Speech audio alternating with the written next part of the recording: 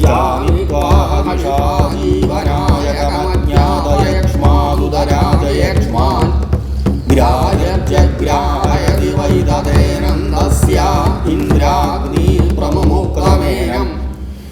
மேசராசி நண்பர்களுக்கு இந்த செப்டம்பர் மாதம் 2024ஆம் வருடம் என்ன பலன் இருக்கு அப்படிங்கிறத பார்ப்போம். இந்த மாதத்திலிருந்து, இந்த மாதத்தினுடைய துவக்கத்திலிருந்து உங்களுடைய ராசிநாதன் செவ்வாய், மேசராசிக்காரர்களுக்கு ராசிநாதன் செவ்வாய் தானே, செவ்வாய் 3ஆம் வீட்டில் போய் அமர்கின்றார். செவ்வாய் 3ல் இருந்தால் பொதுவாக ஒரு பலன் எடுத்துக்குங்க, நிலம் வாங்கக்கூடிய ஒரு அமைப்பு. அதே போல் வேலையாட்கள்னால அனுகூலமான விஷயங்கள்லாம் ஏற்படும். எனக்கு ரொம்ப நாளாக என்னுடைய தொழிலுக்கு சரியான வேலை ஆட்கள் அமையலை, என்னுடைய தொழிலுக்கு வரக்கூடிய வேலையாட்கள் யாரும் நிரந்தரமாக இருக்கிறதே இல்லை, போயிட்டே இருக்காங்கன்னு நினைக்கக்கூடிய மேசராசி நண்பர்களுக்கு இந்த செவ்வாய் 3ஆம் வீட்டில் இருக்கக்கூடிய காலத்தில் புதிய வேலையாட்கள் சேர்க்கையும் அவர்களால் அனுகூலமான விஷயங்களும் ஏற்படும். இதுவே ஒரு அனுகூலம் தானே மேசராசி நண்பர்களுக்கு. அதேபோல் காரியங்களிலெல்லாம் வெற்றி எடுக்கக்கூடிய முயற்சி, எடுக்கக்கூடிய காரியங்கள் எல்லாம் வெற்றிகரமான பலன்களை கொடுப்பதை இந்த ராசிநாதன் சொல்லக்கூடிய செவ்வாய் 3ஆம் வீட்டில் இருக்கக்கூடிய காலங்களில், கோல்சார கிரக நிலைகளில் 3ஆம் வீட்டில் செவ்வாய் இருக்கக்கூடிய காலத்தில் காரிய அனுகூலங்கள் எல்லாம் ஏற்படும். அதே போல் ஆபரண சேர்க்கை, நிலம் சேர்க்கை இதெல்லாம் ஏற்படக்கூடிய அற்புதமான காலகட்டம். நல்ல முயற்சி பெரிய வெற்றியை தரும், சத்ரு ஜெயத்தை ஏற்படுத்தும் இந்த 3ஆம் வீட்டில் இருக்கக்கூடிய செவ்வாய். சரி, இதில் 2ல் குருவும் இருக்கார் இல்லையா, உங்களுடைய ராசிக்கு 2ஆம் வீட்டில் குரு இருக்கார். 2ல் குரு இருக்கிறது ரொம்ப விசேஷம். நிறைய விஷயங்கள் பார்த்துக்கிட்டே வந்தோம். 2ஆம் வீட்டில் இருக்கக்கூடிய குரு தனஸ்தானத்தில் இருக்கக்கூடிய குரு பகவான் நல்ல ஒரு பொருளாதார வளர்ச்சியை ஏற்படுத்துவார். ஒரு குடும்பத்தில் உங்களுடைய சொற்களுக்கு ஒரு நல்ல மரியாதை இருக்கும். நீங்கள் சொல்லக்கூடிய வார்த்தையை உங்கள் குடும்பத்தில் இருக்கிறவங்களுக்கெல்லாம் ஒரு முக்கியத்துவம் நிறைந்ததாக இருக்கும். பொருளாதாரத்தில் ஒரு நல்ல உயர்வை ஏற்படுத்தக்கூடிய மாதம் தான் இந்த மாதம். அற்புதம் தான். அதே போல் உங்களுடைய வார்த்தைகளை நீங்கள் சொல்லியிருப்பீங்க இல்லையா, யாருக்காவது ஒரு கமிட்மெண்ட் கொடுத்துருப்பீங்க, யாருக்காவது ஒரு வாக்குறுதி கொடுத்துருப்பீங்க, இதை காப்பாற்றி கொள்ளக்கூடிய அற்புதமான மாதம் இந்த செப்டம்பர் மாதம் மேசராசி நண்பர்களுக்கு. சரி, சூரியன் ஆட்சியாக இருக்கிறார் 5ல். ஆட்சியாக இருக்கக்கூடிய சூரியன் ரொம்ப சிறப்பு தான். அரசாங்க செல்வாக்கு, அரசியல் உயர்வுகள் எல்லாம் ஏற்படுத்தக்கூடிய அற்புதமான காலம். இந்த காலகட்டங்களில் அரசாங்கம் சார்ந்த முயற்சிகள் எல்லாம் அற்புதமான பலனை கொடுக்கும். அரசாங்கத்தால் ஏற்படக்கூடிய விஷயங்கள் எல்லாம் அனுகூலமான விஷயங்கள் எல்லாம் ஏற்படக்கூடிய அற்புதமான காலம். புரட்டாசி மாதம் 1ஆம் தேதியிலிருந்து சூரியன் பெயர்ச்சியாகி 6ஆம் வீட்டில் வந்து உட்காந்துருவார். 6ல் சூரியன் இருக்கிறது இன்னும் விசேஷம். பொதுவாக 5ல் சூரியன் ஆட்சியாக இருக்கிறதால உங்களுடைய ராசிக்கு ஒரு அற்புதமான பலன்களை கொடுத்தார். 6ஆம் வீட்டில் சூரியன் வந்து அமர்கின்றார். 6ல் சூரியன் அமர்வது இன்னும் அற்புதம். ரொம்ப நாளாக நிலுவையில் இருக்கக்கூடிய கடன் பிரச்சனைகள் எல்லாம் தீரும். ரொம்ப நாளாக எனக்கு கடன் பிரச்சனை இருக்குது, கடன் ரொம்ப நிலுவையில் இருக்குது, எனக்கு வர வேண்டியது வரல, நான் யாருக்காவது கொடுக்க வேண்டிய கடன் தொகையும் என்னால் செலுத்த முடியல, இந்த மாதிரி நீண்ட நாட்களாக நிலுவையில் இருக்கக்கூடிய கடன் சுமைகள் எல்லாம் மேசராசி நண்பர்களுக்கு இந்த மாதத்தில் கடன் சுமைகள் எல்லாம் குறையும். சத்ரு ஜெயம்னு பார்த்தோம். அற்புதமான ஒரு விஷயம். நம்ம வேலை செய்கிற இடத்துல நமக்கு பின்புறமாக நேரடியாக இல்லாமல் மறைமுகமாக நிறைய எதிர்ப்புகளை தெரிவிக்கிறது, நம்மளுடைய வளர்ச்சியை பாதிப்பை ஏற்படுத்துறது, இதுபோல் செய்துட்டு இருந்தவங்களுக்கெல்லாம் இந்த மாதம் அடங்கி போகக்கூடிய மாதம். இந்த மாதத்தில் எல்லாம் என்ன பண்ணுவாங்க, இந்த புரட்டாசி மாதம் ஆரம்பித்தோடனே அவர்கள் ஓடி போய் ஒண்டக்கூடிய காலம். மேசராசிக்கு 3ல் செவ்வாய், 6ஆம் வீட்டில் சூரியன். பாருங்களேன், இது ஒரு அற்புதம் தானே. அதே போல் எதிரிகள் எல்லாம் ஸ்தம்பிச்சு போகக்கூடிய காலம். மறைமுகமான எதிரிகள் மட்டுமல்ல, நேரடியாகவும் பொதுவாகவே மேசராசி நண்பர்கள்ட்ட ஒரு பகை உணர்வு ஏற்படுத்திக்க முடியாது. செவ்வாயினுடைய வீட்டில் இருக்கக்கூடியவர்கள் ஆகையால். சரி, இந்த சூரியன் 6ஆம் வீட்டில் இருக்கக்கூடிய காலங்களில் ஏதாவது உடல் உபாதை, உடல் பாதிப்புக்கள்லாம் ஏற்பட்டிருந்தது அப்படின்னு சொன்னால் மருத்துவம் சார்ந்த பலன்கள் எல்லாம் அற்புதமான பலன் கிடைக்கும். மருத்துவம் பார்க்குறோம், ரொம்ப நாளாக மருத்துவத்தில் முயற்சி செய்கிறோம், எங்களுக்கு இன்னும் மருத்துவத்தில் பலன் கிடைக்கலன்னு நினைத்தவர்களுக்கெல்லாம் இந்த சூரியன் 6ஆம் வீட்டில் வரும்போது ஒரு அற்புதமான பலன் கிடைக்கும். இந்த 6லேயே கேது பகவானும் இருக்கிறார், அதையும் கொஞ்சம் கவனத்தில் எடுத்துக்கணும். சூரியனும் கேதும் இணைவாவாங்க. இதையும் கவனத்தில் எடுத்துக்கணும். சூரியன் 5ஆம் வீட்டிற்குரிய சூரியன் 6ல். சின்ன சின்ன எதிர்மறையான விஷயங்களையும் நம்ம தெரிஞ்சு வச்சுக்க வேண்டியது அவசியம் தானே. ஏன்னா எதுல கவனமாக இருக்கலாம், எந்த விஷயத்தில் நம்ம கவனமாக இருக்கணுங்கிறத தெரிஞ்சுக்கிறதுக்கு தானே இந்த ஜோதிடம் எல்லாம் நமக்கு ஒரு அற்புதமான வரமாக பயன்படுகின்றது. ஆகையினால் 5ஆம் வீட்டிற்குரிய சூரியன் 6ல் கேதுவோடு சேருவார். 4ஆம் வீட்டில் இருக்கக்கூடிய புதன் 5க்கு வந்துடுவார். புதன் 5க்கு வரும்போது பிள்ளைகளுக்கு, அதாவது உங்களுடைய குழந்தைகளுக்கு கொஞ்சம் கவனம் அதிகமாக எடுத்துக்கணும். ஏன்னா 5க்குரியவன் 6ல், புதன் 5ல். கோல்சார பலன் நிர்ணயம் செய்கின்ற பொழுது 5ல் புதன் இருந்த பிள்ளைகளுக்கு கொஞ்சம் சிறப்பான பலன் இல்லை. குழந்தைங்களுக்கு ஏதாவது செலவுகள் செய்வது, அவர்களுக்காக ஏதாவது ஒரு விரயங்கள் ஏற்பட்டதெல்லாம் நடக்கும். கொஞ்சம் அதிகமாக கவனமாக குழந்தைங்களை பார்த்துக்கணும். மேசராசி நண்பர்கள் எல்லோரும் அவர்களுடைய குழந்தைங்க மேலே கொஞ்சம் அதிகமான கவனத்தோடு இருக்கணும். பப்ளிக் சர்வீஸில் இருக்கிறவங்க, பொது சேவையில் இருக்கக்கூடியவர்கள் எல்லாம் கொஞ்சம் கவனமாக இருக்கணும். தேவையில்லாத அவச்சொற்கள் எல்லாம் ஏற்படக்கூடிய வாய்ப்புகள் உண்டு. இந்த புதன் போய் 5ஆம் வீட்டில் 4ல் இருக்கக்கூடிய புதன் 5ஆம் வீட்டில் 4ஆம் தேதியிலிருந்து வந்துடுவார். அப்போது ரொம்ப கவனமாக இருக்க வேண்டியது அவசியம். பொது சேவையில் இருக்கக்கூடியவங்க, அதே போல் உங்களுடைய பூர்வீக சொத்து சம்பந்தப்பட்ட விஷயத்துல எல்லாம் கொஞ்சம் அதிகமான கவனத்தை செலுத்தணும். இந்த மாதத்தில் கொஞ்சம் பொறுமையாக போக வேண்டியதும் அவசியம். 2ல் இருக்கக்கூடிய குரு பகவான் 5ஆம் பார்வையை 6ஆம் வீட்டை பார்ப்பார். பாதிப்பு பெரிய அளவில் இல்லைன்னு சொன்னாலும் 5ஆம் வீட்டிற்குரிய சூரியனை குரு பார்த்தாலும் பெரிய அளவில் பாதிப்புகளை ஏற்படுத்த மாட்டார்.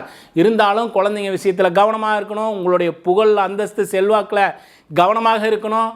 தேவையில்லாத அவச்சொற்கள் வராமல் பார்த்துக்கணும். ரொம்ப கவனமாக இருக்க வேண்டிய காலம். சரி, சுக்கிரன் பொதுவாகவே 6ல் இருக்கக்கூடிய சுக்கிரன் 18ஆம் தேதிக்கு பக்கமாக எங்கே வந்துடுறார்? 7ஆம் வீட்டுக்கு வரார். 7ல் சுக்கிரன் இருக்கக்கூடிய காலங்களில் மனைவியோடு கொஞ்சம் கருத்து இணக்கமாக போக வேண்டியது அவசியம். ஏன்னா ஜனனகால ஜாதகத்தில் ஒரு கிரக நிலைகளை ஆய்வு செய்து பலன் சொல்வதற்கும் கோல்சார கிரக நிலைகளை வைத்து பலன் சொல்வதற்கும் கொஞ்சம் வித்தியாசங்கள் இருக்குது, தெரிஞ்சுக்க வேண்டியது அவசியம். 7ல் சுக்கிரன் ஆனால் ஆட்சி ஆகின்ற காரணத்தினால, 7ஆம் வீட்டில் சுக்கிரன் ஆட்சி ஆகின்ற காரணத்தினால பெரிய பாதிப்புகள் எல்லாம் ஏற்படுத்த மாட்டார். ஆபரண சேர்க்கை ஏற்படும். அதே போல் பொருள் சேர்க்கை ஏற்படும். உறவினர்களுடைய வருகை, அதனால் ஒரு நன்மையான சூழ்நிலை, ஒரு உயர்ந்த அமைப்பு, இதெல்லாம் ஏற்படக்கூடிய அற்புதமான காலம். 7ஆம் வீட்டுக்குரிய கிரகம் 7லே ஆட்சியாவது, கூட்டு தொழில் செய்கிறவங்க நண்பர்களோட இணக்கமாக செல்லக்கூடிய காலம். அதே போல் கூட்டு தொழிலால் அனுகூலமான விஷயங்கள் எல்லாம் ஏற்படக்கூடிய அற்புதமான ஒரு சூழ்நிலையெல்லாம் இந்த மேசராசி நண்பர்களுக்கு இந்த 7ஆம் வீட்டில் வரக்கூடிய சுக்கிரன் ஏற்படுத்துகிறார். அற்புதம் தானே. 2க்குரியவரும் அவர் தான், 7க்குரியவரும் அவர் தான். பொது பலனாக கோல்சார பலன் எடுக்கும்போது 7ல் சுக்கிரன் வர்றது கொஞ்சம் மனைவிட்ட கவனமாக இருக்கணும். தேவையில்லாத கருத்து வேறுபாடுகள் இருக்கக்கூடாது அப்படின்னு எடுத்துட்டாலும் 2, 7க்குரிய சுக்கிரன் அந்த வீட்டிலே ஆட்சி ஆகின்றார் இல்லையா? ஆட்சியாகக்கூடிய சுக்கிரன் ஆபரண சேர்க்கை, உறவினர்களுடைய வருகை, ஒரு மகிழ்ச்சியான சூழ்நிலை எல்லாம் தான் ஏற்படுத்த போகிறார். பொருளாதாரத்தில் நிச்சயம் உயர்வு உண்டு. 2ஆம் வீட்டில் குரு பகவான், 2க்குரிய சுக்கிரன் 7ஆம் வீட்டில் ஆட்சி ஆகின்றார். பொருளாதார வரவு உங்களுடைய தேவைக்கு தக்கவாறு இந்த மாதத்தில் இருக்க தான் போகுது.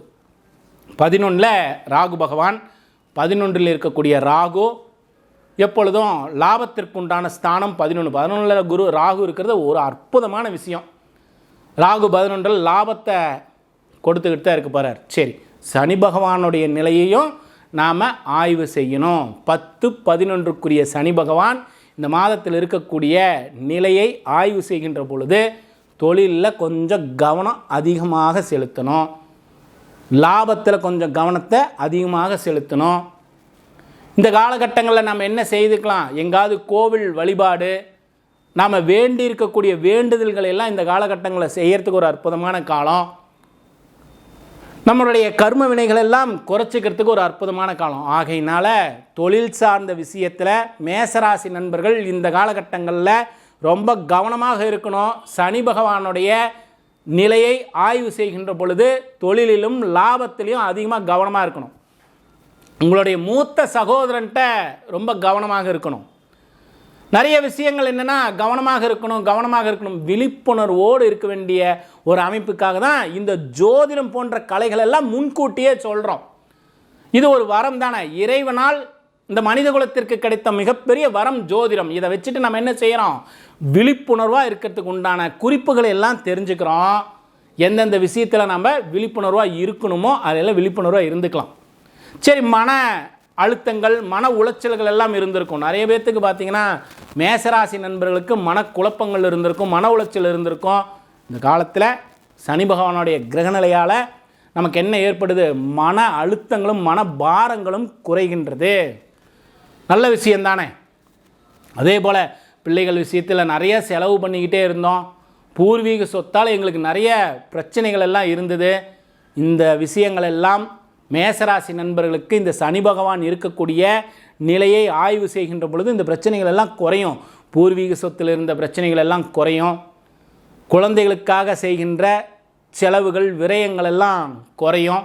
அற்புதமான ஒரு நிலை தான் மேசராசி நண்பர்களுக்கு. இந்த மாதம் ஒரு அற்புதமான மாதம், செப்டம்பர் மாதம். எதுலாம் கவனமாக இருக்கணும்னு நாம் சொல்லியிருக்கோமோ அந்த குறிப்புகளை அதிகமாக எடுத்துக்குங்க. ரொம்ப கவனமாக இருங்க. நற்பலன்கள் அதிகமாக இருந்தாலும் இறை வழிபாடு ரொம்ப ரொம்ப அவசியம். மேசராசி நண்பர்களுக்கு இறைவனுடைய அனுகிரகத்தோடு இந்த மாதம் சிறப்பான மாதமாக அமைய எல்லாம் வல்ல அந்த இறை சக்தியை நானும் வேண்டி வணங்கிக் கொள்கிறேன். நம்ம இந்த தமிழ் வருடத்தினுடைய துவக்கத்திலிருந்து பல விழிப்புணர்வுக்காக பேசப்பட்ட குறிப்புகள் என்னென்னா, இயற்கை சீற்றத்தால் ஏற்படக்கூடிய பாதிப்புகள் யாரையும் பெரிய அளவில் பாதிக்கக்கூடாது அப்படிங்கிறத, உலகத்தில் எங்கோ ஒரு மூலையில் ஏதோ ஒரு இடத்துல தானே நடக்குதுன்ற எண்ணம் இல்லாமல் எல்லோரும் நம்முடைய நேயர்களாகட்டும், புதிதாக பார்க்கக்கூடிய நேயர்களாகட்டும், ஒரே ஒரு நிமிடமாவது உங்களுக்காக நீங்கள் வழிபாடு செய்வீர்கள் அல்லவா? அவரவர்களுடைய நம்பிக்கைக்கு தக்கவாறு வழிபாடு செய்வீங்க, அல்லது அவங்களுடைய நம்பிக்கை தவம் செய்வாங்க. அவங்க என்னென்ன அவங்களுக்கு நம்பிக்கை இருக்கோ அதை சார்ந்து போவாங்க இல்லையா?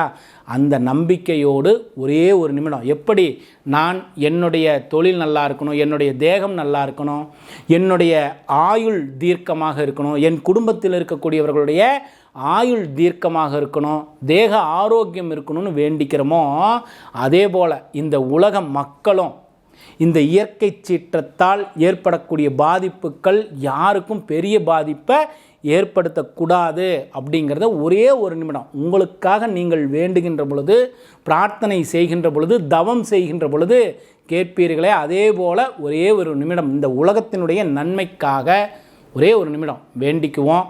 நிச்சயம் உங்கள் எல்லோருடைய எண்ணத்தோடு நாமும் தினமும் இந்த விஷயத்தை செய்துக்கிட்டே வரலாம்.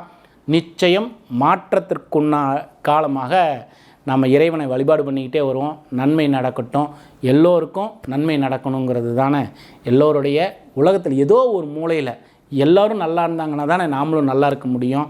யாருக்கும் பாதிப்பில்லாமல் நல்லா இருக்கட்டும்னு வேண்டிக்குவோமே.